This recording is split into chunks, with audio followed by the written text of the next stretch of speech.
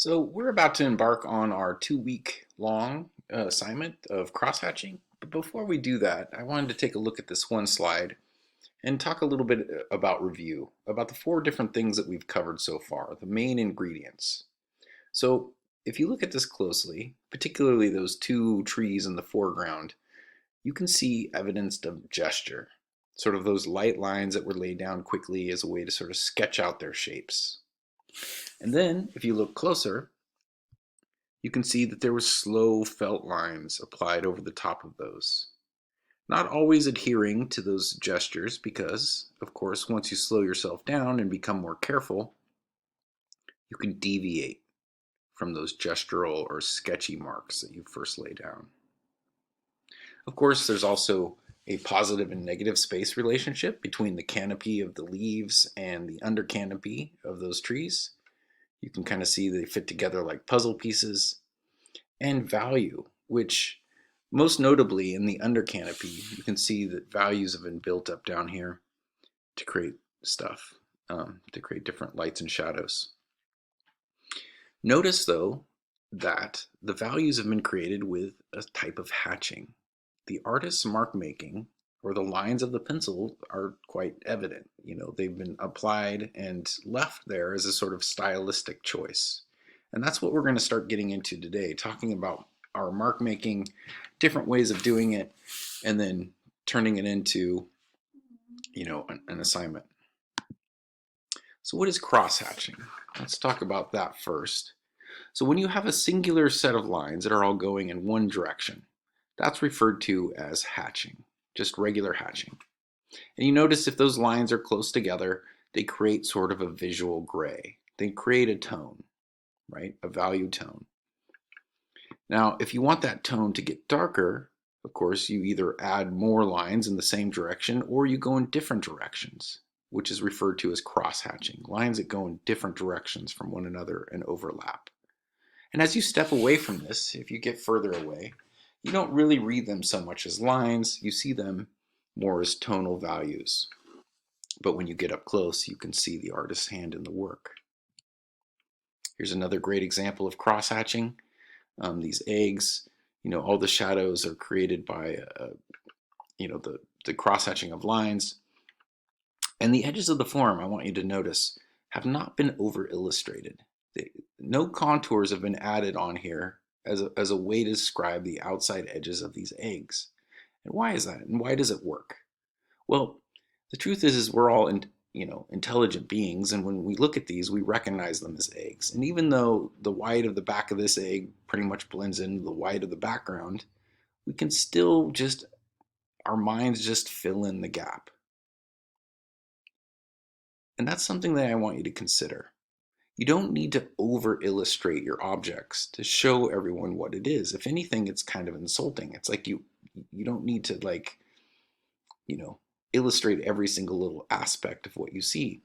A lot of times the edges of the form just get created by the values that are there. And so this is just an example to show you that we don't need contours around every object and in every instance. In fact, avoiding them a lot of times in these kind of drawings with values is a smart idea. Now, other types of mark making. We don't have to adhere strictly to hatching or cross hatching. You may choose to do yours in a different style. Here's one that really looks like pointillism. I mean, it's really charcoal kind of, skidded over the top of a textured piece of paper, but it gives you the same sense. Like you see that there's, in the areas with less frequency of marks, the areas are lighter. The areas with more frequency of marks get darker, and the areas that are completely filled in are darker still. And so you have all different value ranges, but with a sort of stylistic look of having mark making still evident. This is what I like to call, just loose hatching. This one's done in graphite. It's not a very strict and straightforward sort of cross hatching or hatching, but you can still see the marks. It's very expressive, but you can still see the artist's hand. You still get the range of values, you see the different lights and darks, but the hatching is just part of the stylistic choice. And so I would refer to this as, like I said, loose hatching. And one other thing that I'd like to point out, just something that you might be able to utilize in this if you wish, is something that's referred to as bracelet shading. So notice the lights on this hand have been used, they've used white pencil because they're working on tone paper. And notice how those lines bend, just like a bracelet, curves around your wrist. These marks curve to help describe the volume of the form. So when you have marks that do that, it helps describe that shape. They go perpendicular to the length of the finger is this way, and those marks go perpendicular to that, but also curve, which helps describe that shape. Something that you might want to consider. And so why do this? Why set yourself up to do cross-hatching? I mean, there's a lot of things in art that you can do to basically influence the style of the work. You set yourself up with parameters. So for example, this particular artist set themselves up with a parameter of only using 500 marks to create a piece. And that included marks with an eraser as well as marks with their charcoal. So they laid marks down, they erased them away, they put more marks down, they erased them away. And once they, hit that 500 mark, they put their drawing tools away and they let the piece be done. And that in itself, that parameter gave the artist a very particular look. And the outcome of this piece is very artistic looking. It has a very unique style. It's kind of ethereal. Parts of it are broken up. It's very expressive. It's not over illustrated, and it's beautiful. It's just an interesting outcome from setting a parameter. And the same idea applies to doing something like cross-hatching. Now our assignment is based off of this particular artist's work, Giorgio Morandi. He was an Italian painter and draftsman who had a studio which he oftentimes filled with knickknacks and trinkets that you would find like at a secondhand store, and often would set up these really elaborate still lifes with things from tins to pitchers to bottles to glass objects and vases. Set them up and set forth with a pen and do a very detailed crosshatch drawing. So this is a good one for us to look at because it shows you a lot of the things that we're going to be looking for in this assignment. So first of all, notice the value range. We're seeing all different things there, from lightest lights, reflections, to deep shadows and deep and dark shadows. If you look closely, you notice here on some of the lighter parts of the tin, you just have a very faint hatching going in one direction. Here on the lid, it gets a little bit darker on that edge. And here we just have hatching that's a little bit more frequent. Still singular directional hatching, but it just gets darker because there's more application of marks. Over here on this little label on the side of the tin, it gets darker still, and he's started to apply some cross-hatching. Those different directional marks just make it darker. And so on and so forth. The more you layer your marks, the deeper the shadows will become. Additionally, notice that there are no outlines. There are no contours describing the shapes of these forms. All the edges of the forms are described simply by the values that were used to make them. So there are a few places where maybe, the edge of this little urn-shaped thing almost blends in with the background. But he's just very selectively deep in the background here, just enough as a sense of relative value to let that edge of the form stand out. And again, too, notice the background. It's all activated in tones as well, value tones as well. That's something that you're going to want to do. So let's take a look at some student examples. And this one I like to show because not only does it have really effective parts in it, but it also has some parts that don't work. So I'd like to address those first. So over on the left, you can see what almost looks like graph paper. And this is something that you're going to want to avoid. If you lay your marks perfectly while cross-hatching, too spaced apart, And at a perfect 90-degree angle, they come out looking too graphic. They draw attention to themselves and they don't optically blend. The point of this is that when you lay your marks down, your mark making, that those things go together, and eventually, as you step away from the drawing, they optically blend into a tonal value rather than look like some kind of graphic set of lines. Additionally, over here you have the same sort of thing, just lines that sort of go down in one direction and they don't blend at all. Maybe even on the front of this bottle here. Seems like these look very graphic as well. On the other hand, there are parts of these bottles and backgrounds, like up here on the neck of this bottle, that are brilliant. There's great shadows, there's great highlights. Over here on the shoulders of the bottle, you really get a sense of the strong light source. Even just varying lights down here, like reflected light, this bottle as well. So there's a lot of things that happen in here that work really well. So perhaps that student just wasn't finished and they didn't get a chance to build everything up. But do know, avoid these kind of marks when you're working. Here's a student that chose a totally different type of style. They've got these crazy squiggly marks that seem very fast and free and sort of unconfining, and it works. One thing that you want to do is stay consistent. So whatever style you choose to work in, work that way throughout the entirety of the piece. It's a unifying factor visually. It wouldn't work the same if half of this drawing was done in straight lines and then the other half was done in these quick squiggly lines. It just wouldn't work. So you can choose whatever style you wish, but as long as you keep it consistent throughout. I will note though, over here in the corner, if you look closely, it seems as if they started with very, very straight lines, maybe even using a ruler, and perhaps, oh, I don't know, just said heck with that, and went with the more fast squiggly lines for the rest of the drawing. This artist is quite good. In fact, she did 2 pieces in the time it took most people to do one. And, well, notably, of course, are the shadows and the reflected lights and this glow down here, this nice, glowing area that works on this bottle. All these things, and the shadow that falls down the side of this vase or candle holder, the different reflected lights in this metallic candle holder, all very, very good.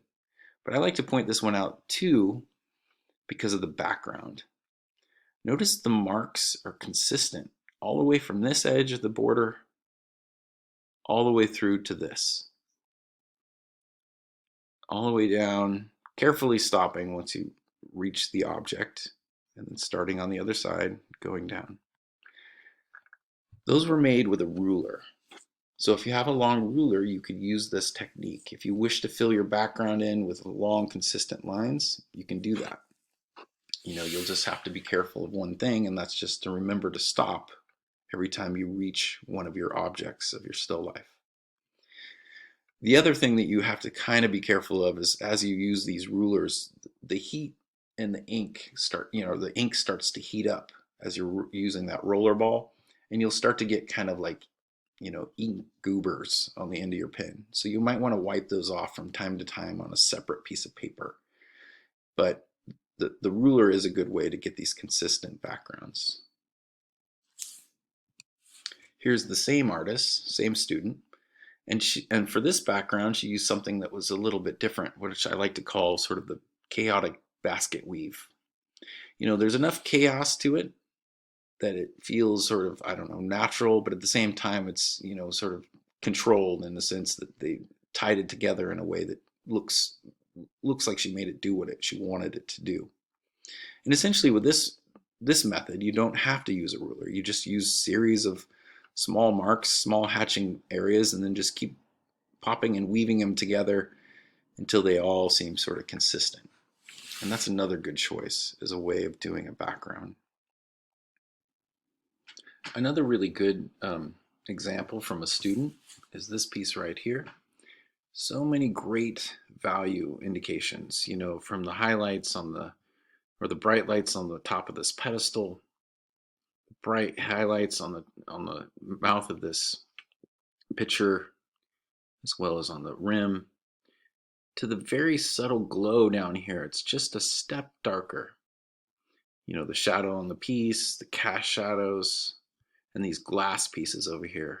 Very interesting. And what a nice background too.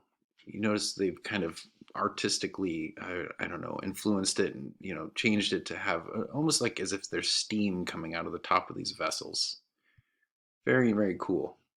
Now, if you look closely, this one was done with very controlled, small, almost pointillism, but just, I don't know, little fibers that are, you know, 3 or 4 millimeters in length. So very, very fine cross hatching. And in that way, that artist was able to really control, you know, the difference between this very light edge of the pedestal here versus the slightly darker edge over here, and capture all these different types of detail. Oftentimes people ask me how they do glass, and if you have a glass vessel, you know, there's not really any trick to it so much as it just takes some observation on things to look for. But that being said, you know, there are things that you will notice. So for example, in this artist piece, the background is dark, but you can still see that darkness through the glass. However, it's just maybe a tone, one value tone lighter. And that's because a lot of light gets captured in the glass. And so you'll still see the same objects through the glass, but they tend to come out looking lighter. Additionally, you'll see things reflected in the glass, whether it be, you know, this picture over here, you see indications of it reflected there, or these might be lights. Who knows, this might even be the artist's face. I'm not really sure, but certain things get reflected in the glass, and that oftentimes is something that you record. The atmosphere of the glass gets thicker towards the edges, and so usually you have more of a light area on the sides where the light is getting captured, and or the atmosphere of the glass is getting thicker, and so it's making it so the background's not coming through as much.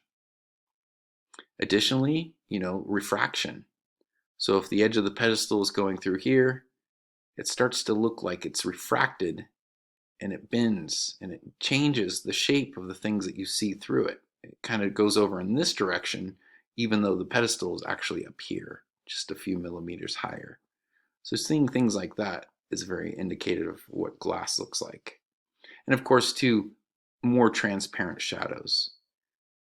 Light tends to pool and dark tends to pool differently the way it goes through glass than it does through an opaque object.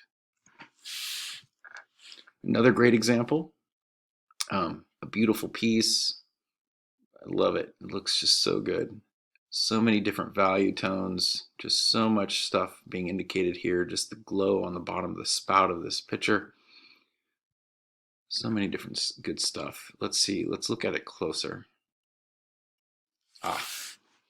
This will really help you appreciate the sort of mark making that this person did. Even though they weren't really employing bracelet shading, notice the perpendicular marks. So the neck of the bottle is long in this direction, but the marks tend to favor going this way, perpendicular. And that is a very common trick. That's a really good way of creating more three-dimensional believability with your mark making. So it just helps create more volume in this shape. Same with this, the handle, as the way it bends this direction. Notice how those marks keep going perpendicular to the length of that shape. It's just a trick that helps show its volume. And finally, one other good piece, and I'd like to point out, let's see, the background on this one is particularly good. Well, first of all, let's look at this pint glass here. Notice the rim of the glass is white, and so it just cuts through in front of this bottle that's behind it. You can see the white of it being reflected there. But look at the refraction. Notice this bottle almost looks crooked and backwards here. It doesn't quite line up with the edges that you see on the other side of the glass. And that's because of the refraction going on. And all these lovely pools of dark things that are, it's almost like the bottom of this glass, because it's so thick, acts like a lens. And so you get these pools of dark and light that are happening. And of course, the cast shadow. Notice how much more transparent it is down here compared to the shadow that's being cast by this opaque bottle. Now, particularly too, is the background. And this worked really well. Notice the whole background hasn't been filled in, and I think that's quite smart. In this particular case, the darkness of the background down here really complements the light of the tabletop. And then it starts to gradate up. It gets lighter and lighter.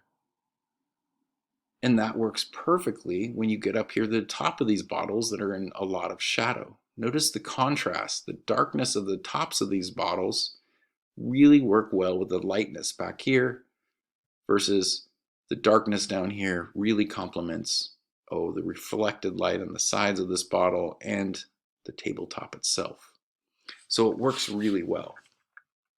So that's one of the things, the background is one aspect of this drawing that you can really manipulate to help, your subject matter the best that you can.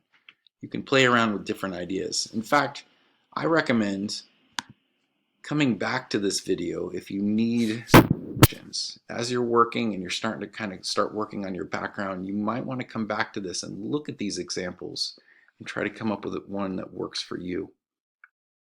I just wanted to show you this also closer.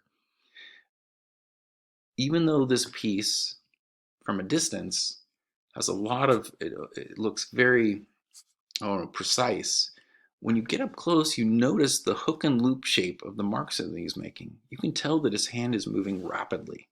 In fact, do you see like there's little hook and loops? So that pen is actually kind of almost just being applied in a scribbly sort of manner. So even though there's a precision to it, when you see up close, you can tell that they weren't going that slowly. They were moving quite quickly, as opposed to, I don't know, this artist was very, very meticulous and probably spent, maybe twice as long on this drawing because of the way that they were applying their marks. They definitely give you different looks. All right, so just to let you know, and I'll probably say this again in the demo, is that for this assignment, we're going to be working on it for 2 weeks. That means you're probably going to spend a total of 5 hours or more drawing. For the first upload, what I'd like you to do is to first show me the piece in just graphite. Now, this is not the cross-hatching or the values. This is just the preliminary setup of your still life, showing where the composition and whatever. This way I can comment and give you any pointers on, your perspective to make sure that everything looks like it's going to work well. And that should be done earlier in the week. Do that earlier in the week, and then spend a few more hours that week starting to build up the values, working on the cross-hatching. And then you'll spend the next week doing even more. So this is a 2-week assignment, and it'll take a little bit of extra time. All right, thank you.